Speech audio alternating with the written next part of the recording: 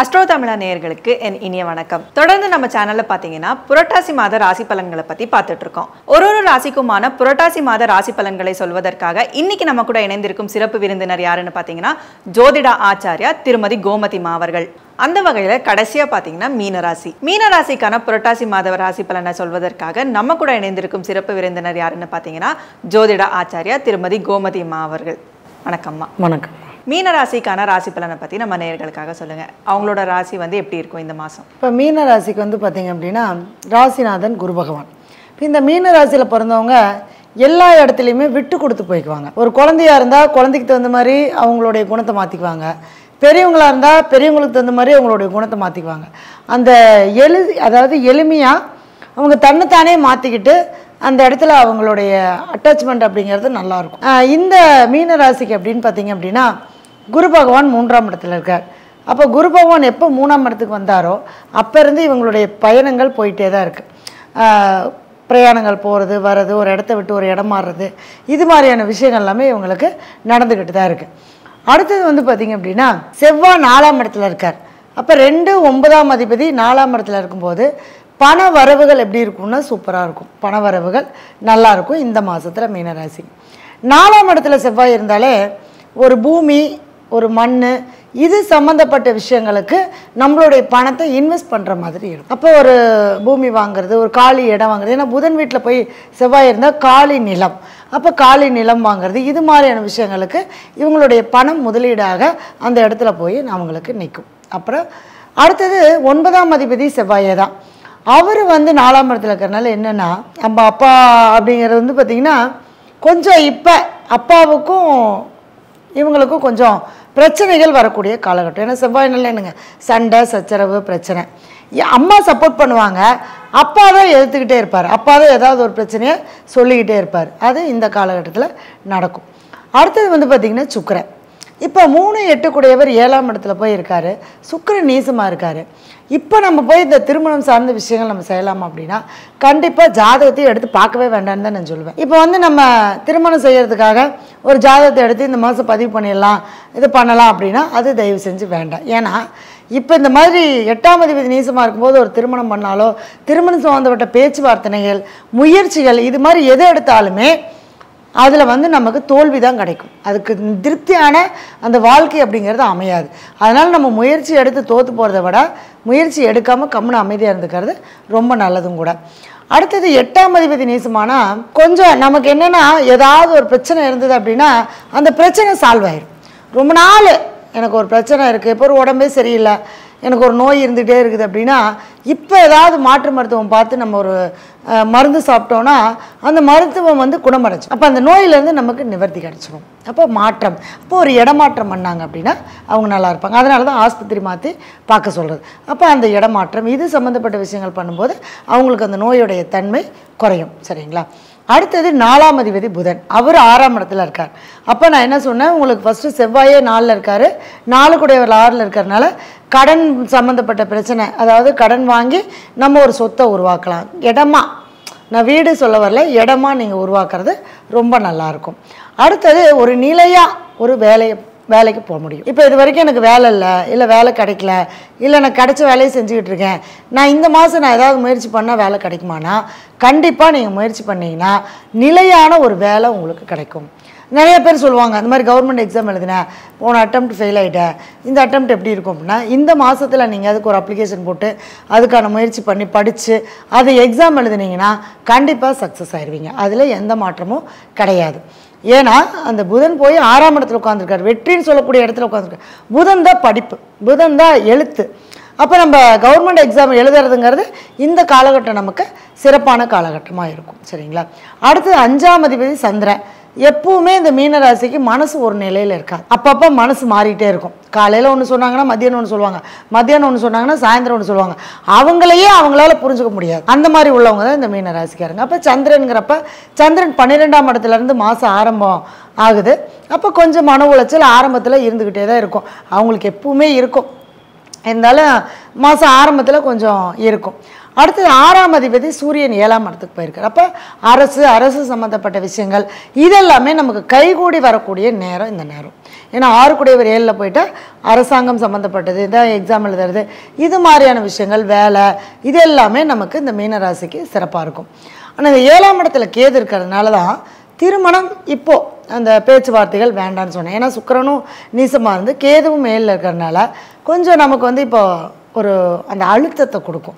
அப்போ இப்போ கல்யாணம் வேண்டான்ட்டா கல்யாணம் ஆனவங்களுக்கு எப்படி இருக்கும் அப்படின்னா கொஞ்சம் வீட்டுக்குள்ளே ஒரு நெருக்கடியான சூழ்நிலையாக இருக்கும்.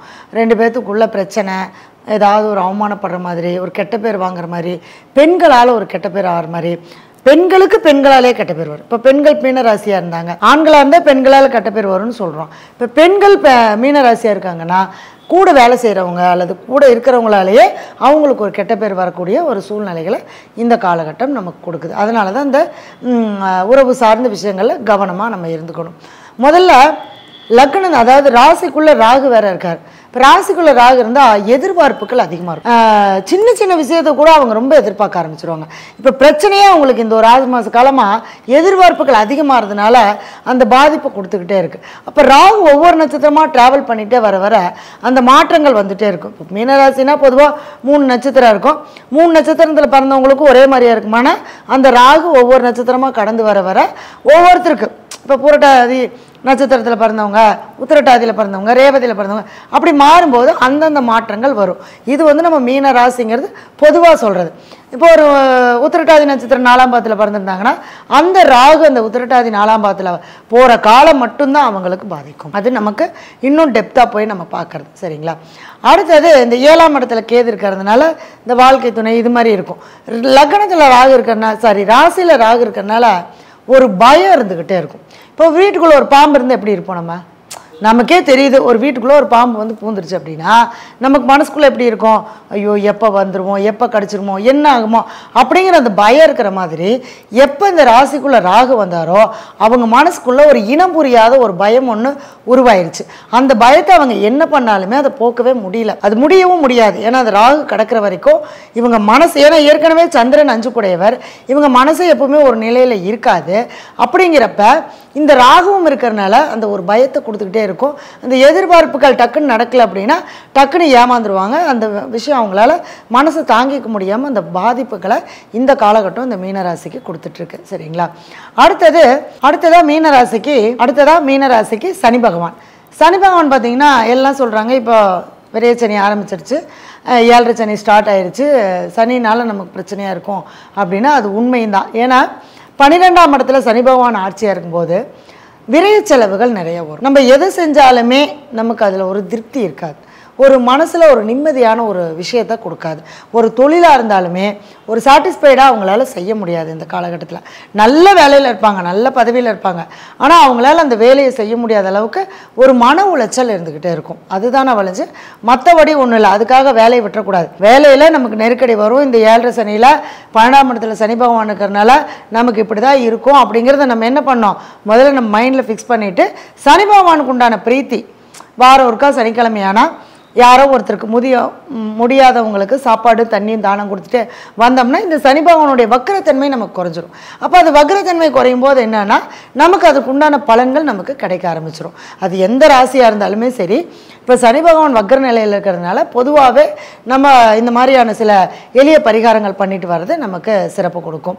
அதிலே குறிப்பிட்டால் இந்த மீன ராசிக்காரங்களுக்கு இந்த 7.5 சனி ஆரம்பித்து இன்னும் ஜென்ம சனி வந்து நீ அடுத்தது 2.5 வருஷம், இந்த 7.5 வருஷ காலமே மாதம் ஒரு முறை சனிக்கிழமை சாப்பாடு முடியலையா ஒரு 3 பேர்த்துக்கு இல்லையா ஒருத்தருக்கு ஆத்மார்த்தமாக வீட்டிலேயே செஞ்சு கொண்டு போய் நீங்கள் கொடுத்து சாப்பாடு கொடுத்து ஒரு அந்த வாழ்த்து வாங்கிட்டு வந்தீங்கன்னா இந்த சனி பகவானுடைய வக்கர நிவர்த்தியிலேருந்தும் நம்ம ரிலீஸ் ஆகிடலாம். இந்த ஜென்ம சனியும் நமக்கு பாதிப்பை கொடுக்காமல் இருக்கும். சரிங்களா? இதெல்லாம் வந்து பார்த்திங்கன்னா பொதுவாக நம்ம சொல்லக்கூடிய விஷயந்தான் ராசி பலன் அப்படிங்கிறது. இதில் நமக்கு வந்து என்ன செய்யலாம் என்ன செய்யக்கூடாது அப்படின்னா இந்த மீன ராசிக்காரங்க மன உளைச்சல் ஆகக்கூடாது, எதுலேயும் ஒரு பயப்படாமல் தைரியமாக இருக்கணும். ஏன்னா இப்போ அந்த பயத்தை தான் கொடுக்குது. அந்த பயத்திலேருந்து நம்மளை நாம் தான் சரி பண்ணிக்க முடியும். இந்த மீன ராசிக்காரங்களை பொறுத்தளவுக்கு யாருமே அவங்கள சரி பண்ணவே முடியாது. அவங்களுக்கு அவங்க மட்டும்தான் ராஜா, அவங்களுக்கு அவங்க மட்டும்தான் மந்திரி. அப்போ அவங்கள நீங்கள் தான் சரி பண்ணிக்கணும். அப்போ குரு 3ஆம் இடத்துல இருக்கிறனால தைரியம், அப்போ தைரியத்தை வளர்ச்சிக்குங்க. அப்போ குருவாக இருக்கக்கூடிய யாரோ ஒருத்தர்கிட்ட கம்யூனிகேஷன், ஏன்னா 3ஆம் இடம் என்பது என்னங்க, தொடர்பு வைத்துக்கொள்வது. அப்போ யாரோ ஒருத்தர் குருவா இப்போ அம்மாவும் முதல் குரு. நமக்கு யார் குரு? அம்மா தான். அப்போ நம்ம பிரச்சனைகளை அம்மாட்ட சொல்லலாம், அம்மாட்டேருந்து நம்ம அட்வைஸ் எடுத்துக்கலாம். இல்லை நம்ம யாரோ ஒருத்தர் குருவாக வச்சுருக்கோம் அப்படின்னா அவங்கக்கிட்ட இருந்து இப்போ ஃப்ரெண்டாக இருப்பாங்க, அவங்க உங்களுக்கு கைட் பண்ணுவாங்க இல்லையா? அப்போ அவங்களும் நமக்கு குரு தான். அவங்கக்கிட்ட உங்களுடைய அந்த தகவல் தொடர்பு கம்யூனிகேஷன் வச்சுக்கிட்டீங்க அப்படின்னா அவங்க மூலமாக உங்களுக்கு அது ஒரு நல்ல எந்த முடிவு எடுத்தீங்கனாலும் அவங்க மூலமாக எடுத்திங்கன்னா ரொம்ப சிறப்பாக இருக்கும். சரிங்களா? அதுதான் அந்த குரு 3ஆம் இடத்துல இருக்கனால அவங்கள கூட வச்சுக்கிட்டிங்கன்னா தைரியம் உங்களுக்கு தானாக வந்துடும். இல்லை நீங்கள் தனியாக இருக்கிற மாதிரியே ஃபீல் பண்ண மாட்டீங்கன்னு வச்சுக்கோங்களேன். இந்த புரட்டாசி மாதம் மீன ராசிக்காரங்க, ஏன்னா 7ஆம் இடத்துல சூரியன் புதனுடைய வீட்டில் இருக்கிறதுனால கண்டிப்பாக அசைவ உணவை தவிர்த்துட்டு அந்த சனிக்கிழமையில் பெருமாள் வழிபாடு பண்ணிட்டு வாங்க. அடுத்தது என்ன அப்படின்னா முன்னோர்களுடைய வழிபாடு பண்ணுங்கள். ஏன்னா 5 குடையவர் சந்திரனாக இருக்கிறதுனால நீர்நிலைகளில் போய் தர்ப்பணங்கள் கொடுத்துட்டு முன்னோர்களை வழிபாடு பண்ணிட்டு வாங்க. இந்த முன்னோர்கள் வழிபாடு அப்படிங்கிறது நம்ம எல்லோரும் இப்போ வீட்டில் படையல் போட்டு சாமி கும்பிட்றோம், அதெல்லாம் கிடையவே கிடையாது. நீர்நிலைகளில் போய் அந்த பிண்டம் கொடுத்துட்டு வந்தீங்கன்னா தான், அந்த எள்ளு தண்ணி கொடுத்துட்டு வந்தீங்கன்னா தான் முன்னோர்களுடைய ஆத்மாவுக்கு அது நமக்கு போய் அதாவது பிரீத்தி கொடுக்குற மாதிரி, அவங்களுக்கு ஒரு மோட்சத்தை கொடுக்குற மாதிரி. அதுதான், வேற ஒன்றும் இல்லை. நம்ம 30 நாளும் நம்ம செய்யக்கூடிய விஷயத்துக்கு அவங்க நம்ம சப்போர்ட் பண்ணுவாங்க. அதனால தான் முன்னோர்கள் வழிபாடு கண்டிப்பாக செய்யணும். நம்பிக்கையோடு செய்யுங்க, கண்டிப்பாக நல்லதே நடக்கும். ரொம்ப நன்றிங்கம்மா. மீன ராசி பற்றி ரொம்ப அருமையாக சொன்னீங்க. இதே மாதிரி 12 ராசிக்கும் புரட்டாசி மாத ராசி பலனை ரொம்ப அற்புதமாக சொன்னீங்க. இதே மாதிரி அடுத்த ஒரு சிறப்பான நேர்காணல உங்களை நாங்கள் சந்திக்கிறோம். நன்றி, வணக்கம்மா. நன்றி, வணக்கம். அஸ்ட்ரோ தமிழர் சேனல் நேயர்கள் அனைவரும் எல்லோரும் எல்லா வளமும் பெற்று நலமோடு வளமோடு வாழ வேண்டும். வாழ்க வளமுடன்.